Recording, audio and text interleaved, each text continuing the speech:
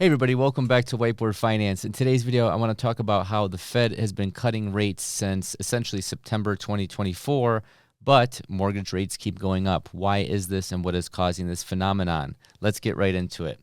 So the title of this video is going to be Why Are Mortgage Rates Up? The rates are cutting, but we have higher rates, with a little confused emoji there, a curious emoji. So let's get right into it. So the Federal Reserve began cutting the federal funds rate in September of 2024 after a series of hikes in 2022 and 2023. This was used to combat inflation. However, interest rates on mortgages have actually risen in the time since then. So what gives? You can see here that we basically had a 50 basis point cut in September of 2024.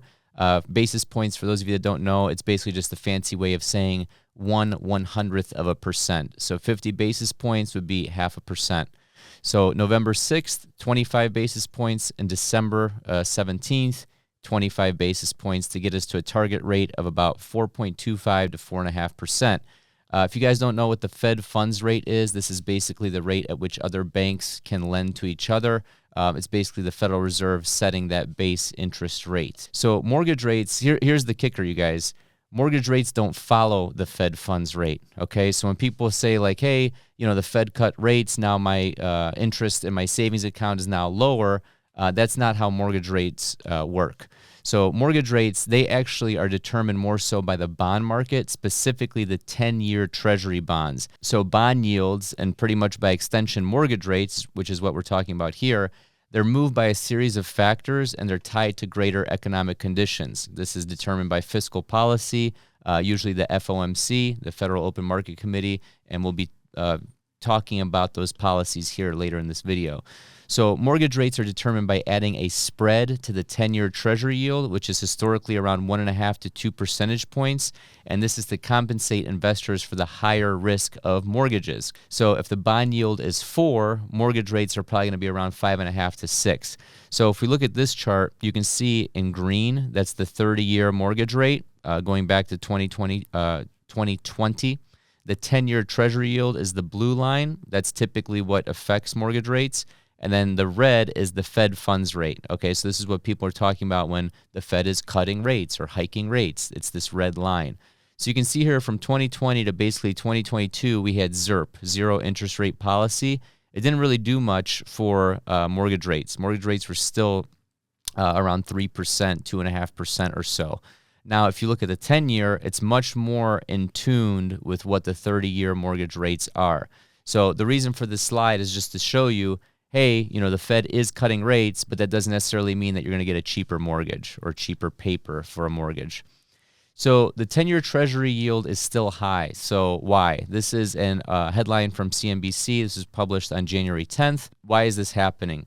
So December's non-farm payrolls, it showed much stronger than expected job growth, which is it's counterintuitive, right? The job growth is strong, but then stocks are tanking at the time of this recording, mortgage rates are higher, et cetera, et cetera. So basically between the strong labor market data, it makes it less likely that the Fed is going to lower interest rate at its upcoming meeting later this month at the time of this recording. So Fed funds futures data is currently priced at less than 3% odds of a rate cut at the next meeting.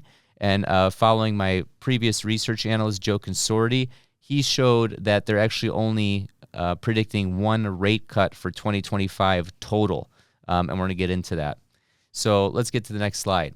So if you look at this tweet from James Lavish, he said, "Good morning. The benchmark 10-year U.S. Treasury yield is up over 1% at the same time that the Fed has lowered the Fed funds rate by 1%. So why? That's because numerous reports of strong economic data, which we're going to talk about here, the market now expects a resurgence of inflation." Okay, the bond vigilantes are back. So if you look at this chart, you can see the white line is the 10-year, and then the blue line is the Fed funds rate, and there's almost like a divergence. It's pretty interesting. The blue line is kind of hard to see, but if you look at the laser pointer, it's basically going down like this if you follow the red dot. So there's 4 reasons. Economic strength, so higher yields need to entice investors away from stocks, okay? So think about it. If I'm being compensated to invest in stocks, I need to have a higher return than what I can get with almost a risk-free rate. In theory, investing in treasuries is a quote unquote risk-free rate. You learn that when you get your finance degree, or if you just, research this stuff yourself. But basically, I need to be compensated as an investor. So if I can get a certain amount, let's say if we go back to this chart, 4.73% in a 10-year, that's my hurdle rate. I need to be compensated above and beyond that in the stock market, okay? So higher yields need to entice investors away from stocks.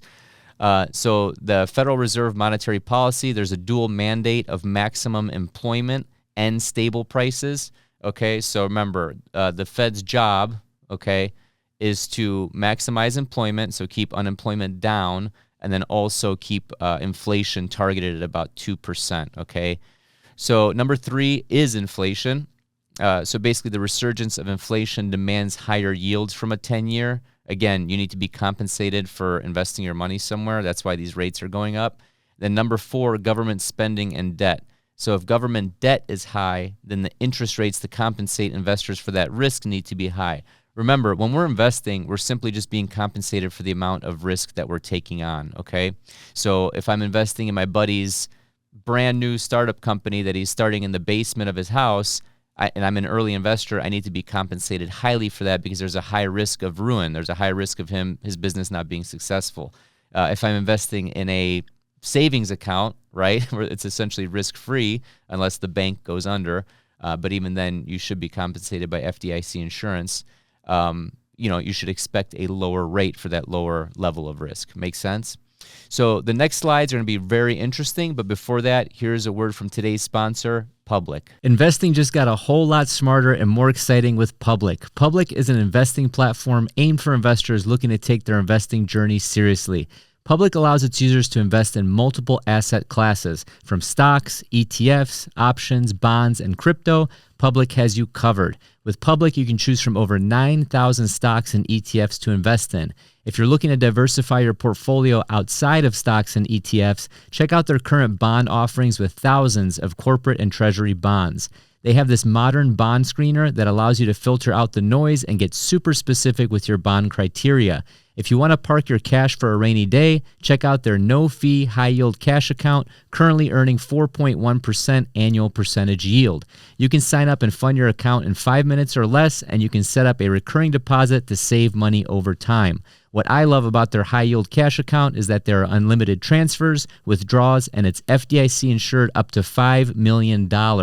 Yes, you heard that right, $5 million FDIC insured. If you're looking to take your investing journey seriously and looking for a place where you can invest in everything and grow your cash with the high-yield cash account all in one place, sign up for Public today at public.com/whiteboardfinance. I'll leave the link in the video description as well. Okay, so now that you're watching this video, you're probably wondering, how could mortgage rates go down? Okay, so mortgage rates have stayed high due to recent economic data releases showing stubborn price growth and low unemployment, which we just showed you. So number 1, we have inflation and employment slow down. Number 2 is a weaker economy, okay? So if the economy is weaker, typically the Fed will cut rates to stimulate the economy. Remember, the Fed funds rate is just like an inverse lever, or think of it just like a lever, right? When rates are high, cost of money is high, cost of doing business is high, research and development, loans, cost of capital, all that stuff is high. When rates are low, money is cheap to borrow, which incentivizes research and development, spending, risk-taking, going further out on that risk curve because money is cheaper not only to borrow but also to pay back, okay? And then number 3 is how could mortgage rates go down? Mortgage treasury spread narrows. So remember, we talked about this historically being 1.5% to 2%. In recent years, we're actually at about 2.5% to 3%, okay, which you can see here in this chart. So that's going to be pretty much how mortgage rates go down in the future. Here's a quick plug of Whiteboard Finance University. It's my community. Check it out if you haven't. It's great. Ton of value for a very low cost. So let's get into my thoughts. So the reason I made this video is to just make potential homeowners aware that are kind of sitting on the fence like, hey, the Fed is cutting rates, but am I really going to see lower mortgage rates? At the time of this recording, no. We can see that in all the charts that I just showed you. So if you're someone on the fence of potentially wanting to buy a house or purchase a condo, home, townhome, whatever, I don't know if it's the best time to do so, but here's the thing. If inflation is higher, inflation typically goes into assets, right? Stocks, real estate, pretty much anything that's connected to the financial system. So if you look at certain homes from, I don't even want to say 2013. 2013 was the best time to buy. You had low rates and ridiculously low prices because of 2007, 2008. But if you were to compare a house for sale in 2013, these houses have doubled and tripled in price since then, just in the last 12 years or so, or 11 and a half years since 07, 08. Are we going to see a huge 07, 08 crash again? I don't think so, because the loan to value on a lot of these homes is ridiculously lower. I think it's at about, the average is at about 45%. During the great financial crisis, it was about like 80, 85% loan to value. So the loan to value of the home is much lower. So if the house is, let's just say for easy numbers, $100,000, we're seeing average amount owed at about $45,000 instead of $80,000, $85,000 during the great financial crisis. So it's tough because money isn't cheap right now. If you want to look at the historical context, you can easily say, oh, but Marco, mortgage rates have always been 7, 8, 9, 10, 12%, right? In the 90s, they were 16% or whatever. But if you look at what you're earning in like a savings account or in these 10-year treasuries, or if you want to make the argument, look at the median household wages, the amount of median household annual salary it takes to buy a home, we're at the highest levels ever, okay? And that's not debatable. It's just fact. So I get it. If you're a potential home buyer, it kind of sucks right now. You're between a rock and a hard place because you have the cost of money, very expensive. Mortgage rates are higher, relatively speaking, to wages, and also where you can get it risk-free elsewhere. So I don't know. A lot of people are making the argument for renting over buying. I understand all that, but that's a whole topic for a whole nother conversation, and we can go into the pros and cons of renting versus buying. Maybe I'll make that another video here soon. So hopefully you got value out of this video. If you did, please like, comment, and subscribe. Share the video with friends who are looking at potentially buying a house or looking at mortgage rates right now. And as always, have a prosperous day. Okay, so this is insane. So historically, the average cost of a house in the U.S. has been around 5 times the yearly household income. However, during the housing bubble of 2006, this ratio exceeded 7. And then if you look at this, we're at 7.25 right now as of September 2024. Yeah, this is crazy. Let's look at 10 years. Yeah, so in 2016, home price to median household income 5.4. 2024, September, 7.23. Yeah, and also when people argue, this gets on my nerves. Sorry for this rant. These are usually supposed to be funny. People argue, oh, houses are bigger now. You have more house than ever before. No, you dummy. Look at the price per square foot. That's all you need to do. Look at the price per square foot 20 years ago. Look at the price per square foot now. That's all you have to do. Price per square foot. Doesn't matter if you have a pool, a bathroom, a basement, or whatever. All things being equal, price per square foot, housing has become ridiculous because it's tied to the financial system. Look at the M2 money supply chart. Peace.